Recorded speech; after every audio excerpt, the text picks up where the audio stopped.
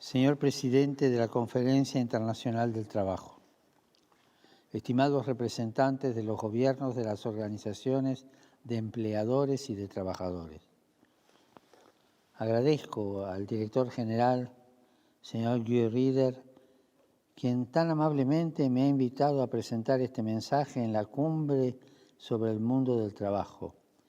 Esta conferencia se convoca en un momento crucial de la historia social y económica, que presenta graves y amplios desafíos para el mundo entero.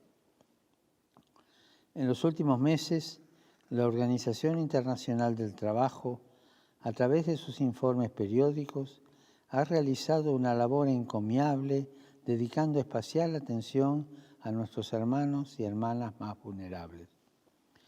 Durante la persistente crisis, deberíamos seguir ejerciendo un especial cuidado del bien común.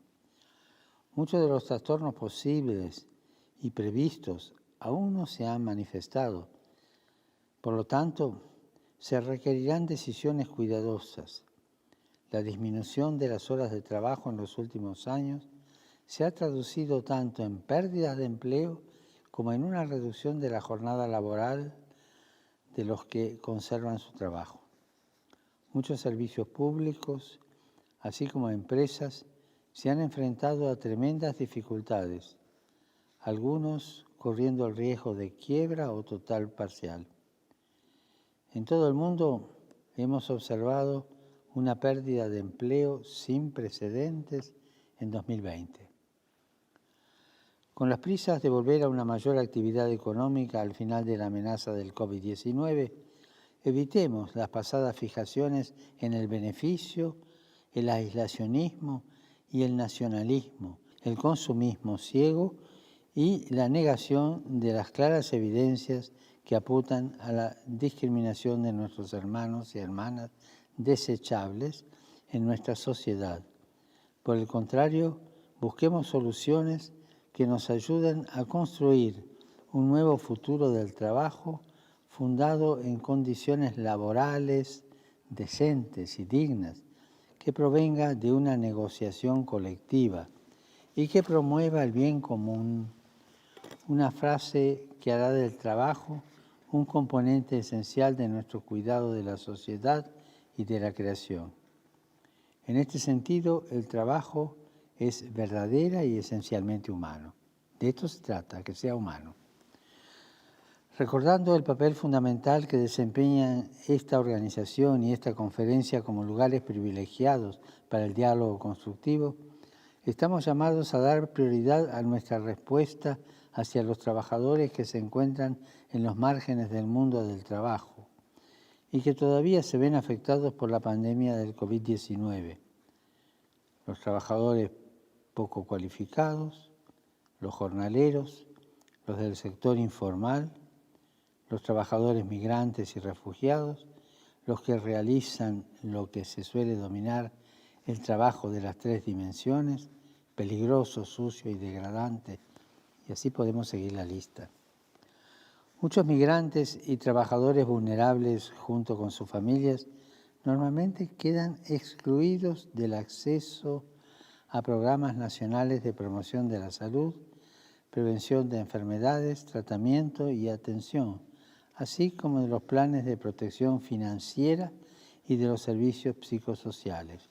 Es uno de los tantos casos de esta filosofía del descarte que nos hemos habituado a imponer en nuestras sociedades.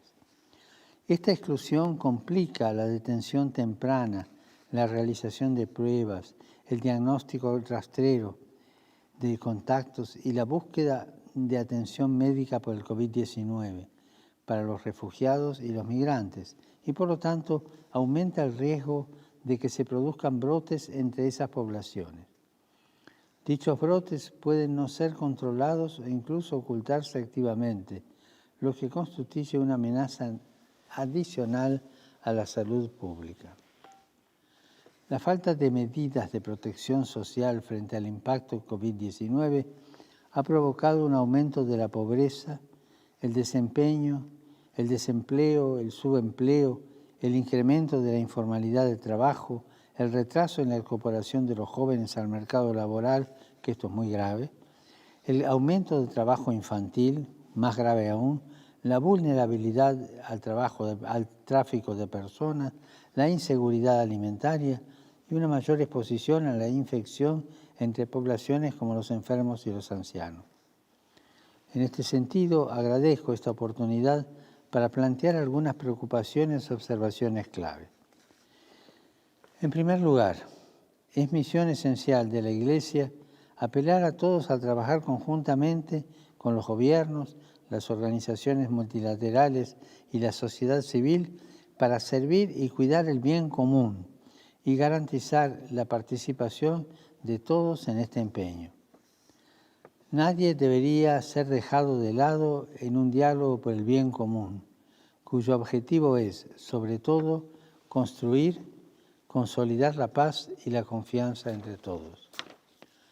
Los más vulnerables, los jóvenes, los migrantes, las comunidades indígenas, los pobres, no pueden ser dejados de lado en un diálogo que también debería reunir a gobiernos, empresarios y trabajadores.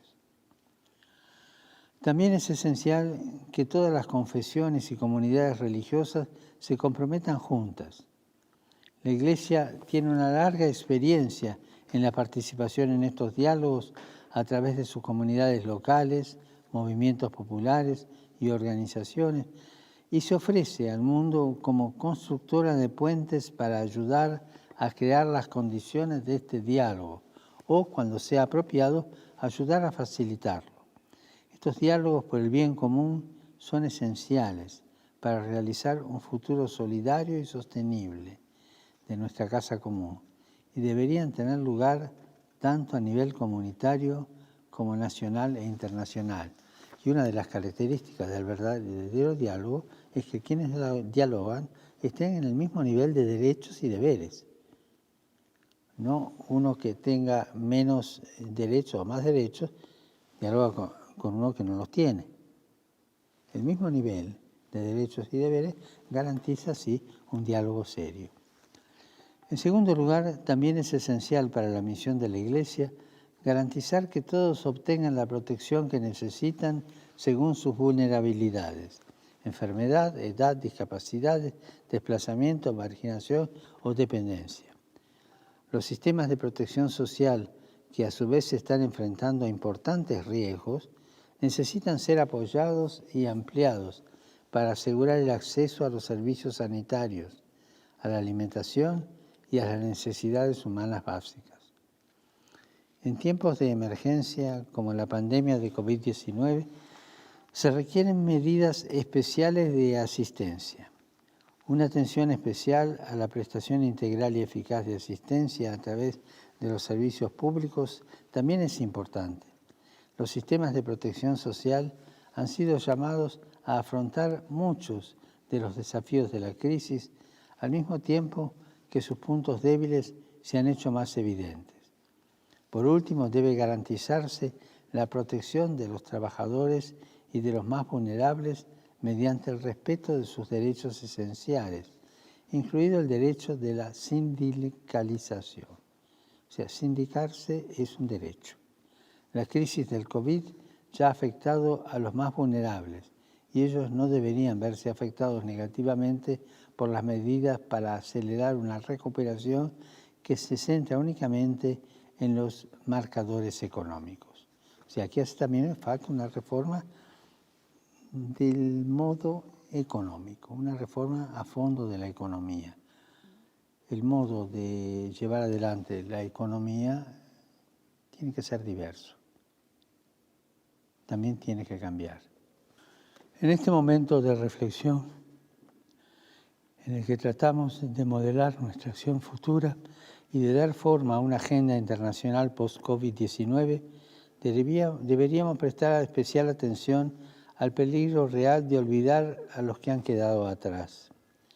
Corren el riesgo de ser atacados por un virus peor aún del COVID-19, el de la indiferencia egoísta. O sea, una sociedad no puede progresar descartando. No puede progresar. Este virus se propaga al pensar que la vida es mejor si es mejor para mí y que todo estará bien si está bien para mí. Y así se comienza y se termina seleccionando a una persona en lugar de otra, descartando a los pobres, sacrificando a los dejados atrás en el llamado altar de progreso. Y es toda una dinámica elitaria de constitución de nuevas élites a costa del descarte de mucha gente y de muchos pueblos. Mirando al futuro, es fundamental que la Iglesia y por tanto la acción de la Santa Sede con la Organización Internacional del Trabajo apoye medidas que corrijan situaciones injustas o incorrectas que afectan a las relaciones laborales, haciéndolas completamente subyugadas a la idea de exclusión o violando los derechos fundamentales de los trabajadores. Una amenaza la constituyen las teorías que consideran el beneficio y el consumo como elementos independientes o como variables autónomas de la vida económica, excluyendo a los trabajadores y determinando su desequilibrado estándar de vida.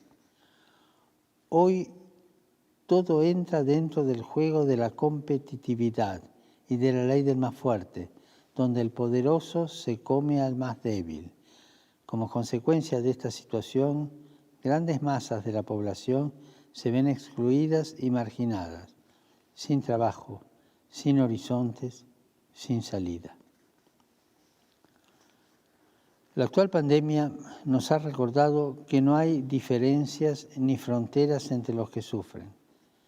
Todos somos frágiles y al mismo tiempo todos de gran valor.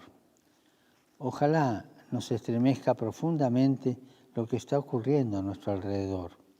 Ha llegado el momento de eliminar las desigualdades, de curar la injusticia que está minando la salud de toda la familia humana. De frente a la agenda de la Organización Internacional del Trabajo, debemos continuar como ya lo hicimos en el 1931, cuando el Papa Pío XI, a raíz de la crisis de Wall Street y en medio de la Gran Depresión, denunció la asimetría entre trabajadores y empresarios como una flagrante injusticia que concedía al capital mano libre y disponibilidad. Decía así: durante mucho tiempo, en efecto, las riquezas o capital se atribuyeron demasiado a sí mismos. El capital reivindicaba para sí todo el rendimiento, la totalidad del producto, dejando al trabajador apenas lo necesario para reparar y restituir sus fuerzas. Incluso en esas circunstancias, la Iglesia promovió la posición de que la cantidad de remuneración por el trabajo realizado no solo debe estar destinada a la satisfacción de las necesidades inmediatas y actuales de los trabajadores, sino también abrir la capacidad de los trabajadores para salvaguardar los ahorros futuros de sus familias o las inversiones capaces de garantizar un margen de seguridad para el futuro. Así pues, desde la primera sesión de la Conferencia Internacional, la Santa Sede apoya una regulación uniforme aplicable al trabajo en todos sus diferentes aspectos, como garantía para los trabajadores. Su convicción es que el trabajo y, por lo tanto, los trabajadores pueden contar con garantías, apoyo y potenciación si se les protege del juego de la desregulación. Además, las normas jurídicas deben ser orientadas hacia la expansión del empleo, el trabajo decente y los derechos y deberes de la persona humana. Todos ellos son medios necesarios para su bienestar, para el desarrollo humano integral y para el bien común. La Iglesia Católica y la Organización Internacional del Trabajo, respondiendo a sus diferentes naturalezas y funciones, pueden seguir aplicando sus respectivas estrategias, pero también pueden seguir aprovechando las oportunidades que se presentan para colaborar en una amplia variedad de acciones relevantes. Para promover esta acción común, es necesario entender correctamente el trabajo. El primer elemento para dicha comprensión nos llama a focalizar la atención necesaria en todas las formas de trabajo, incluyendo las formas de empleo no estándar. El trabajo va más allá de lo que tradicionalmente se ha conocido como empleo formal, y el programa de trabajo decente debe incluir todas las formas de trabajo. La falta de protección social de los trabajadores de la economía informal y de sus familias los vuelve particularmente vulnerables a los choques, ya que no pueden contar con la protección que ofrecen los seguros sociales o los regímenes de asistencia social orientados a la pobreza. Las mujeres de la economía informal, incluidas las vendedoras ambulantes y las trabajadoras domésticas, sienten el impacto del COVID-19 bajo muchos aspectos, desde aislamiento hasta la exposición extrema al riesgo para la salud. Al no disponer de guarderías accesibles, los hijos de estas trabajadoras están expuestos a un mayor riesgo para la salud, ya que las mujeres tienen que llevarlos a los lugares de trabajo o los dejan sin protección en sus hogares. Por lo tanto, es muy necesario garantizar que la asistencia social llegue a la economía informal y preste especial atención a las necesidades particulares de las mujeres y de las niñas. La pandemia nos recuerda que muchas mujeres de todo el mundo siguen llorando por la libertad, la justicia y la igualdad entre todas las personas humanas.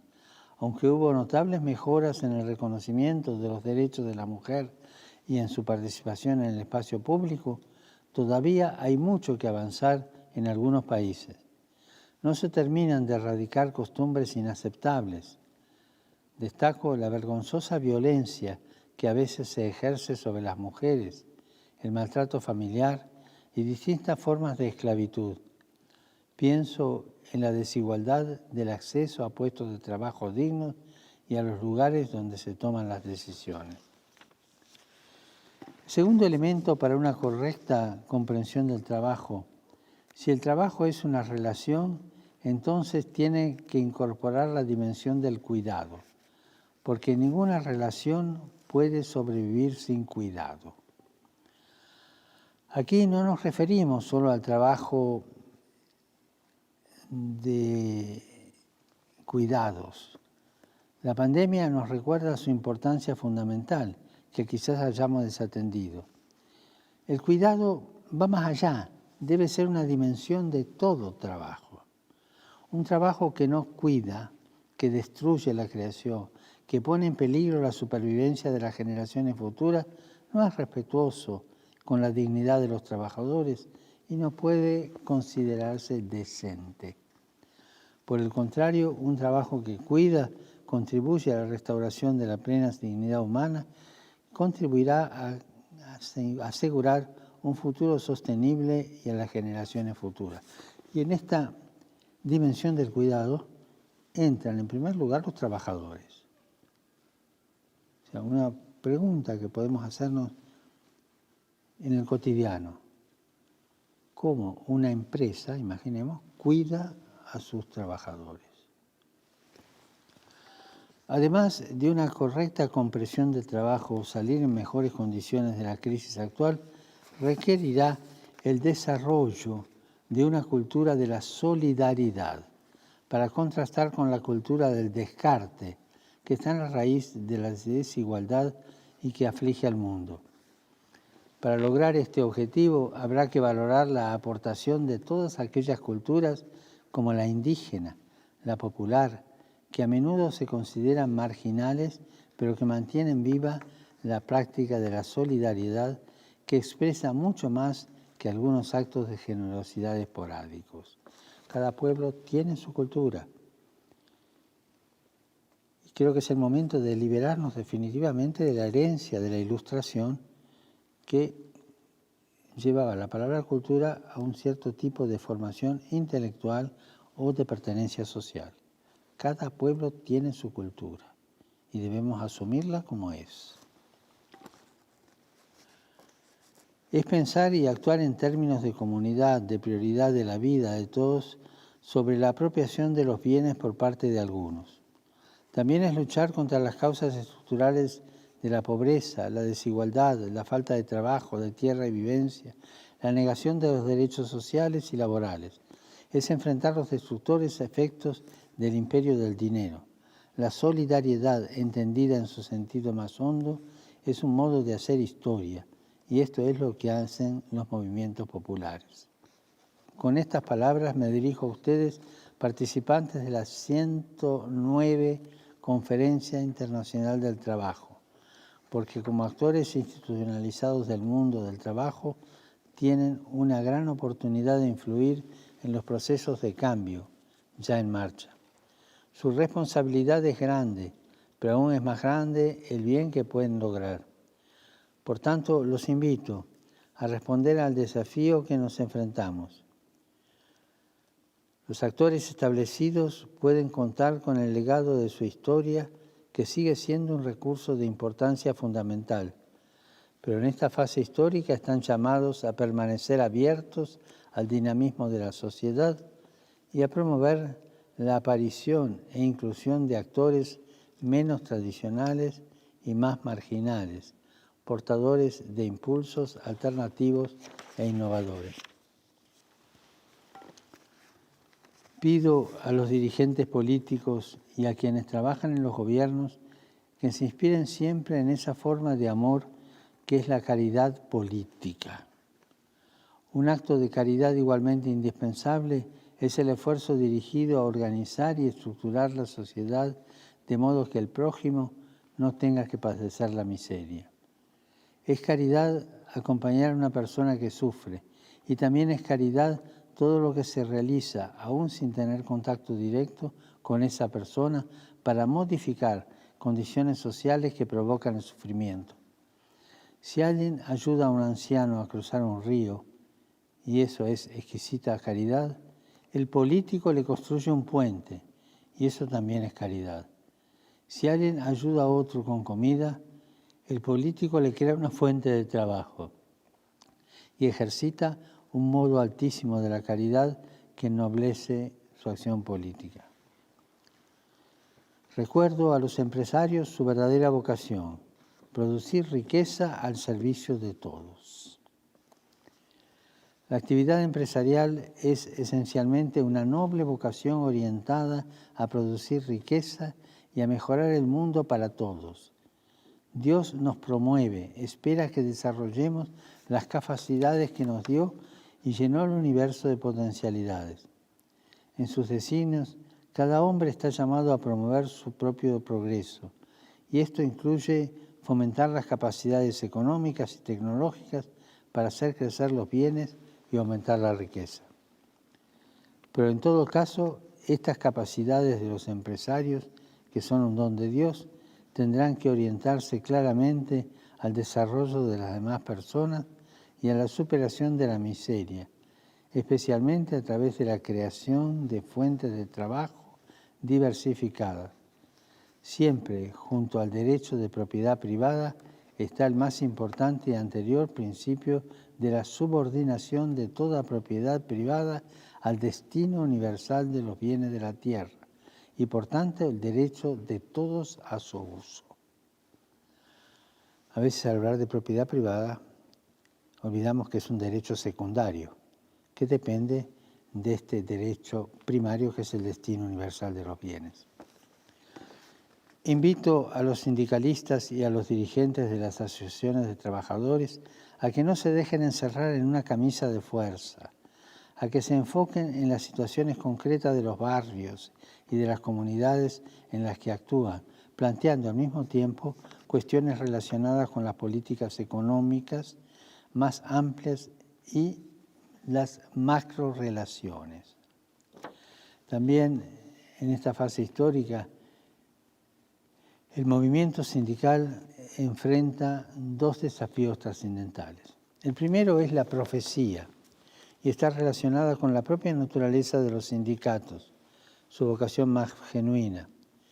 Los sindicatos son una expresión del perfil profético de la sociedad, Los sindicatos nacen y renacen cada vez que, como los profetas bíblicos, dan voz a los que no la tienen.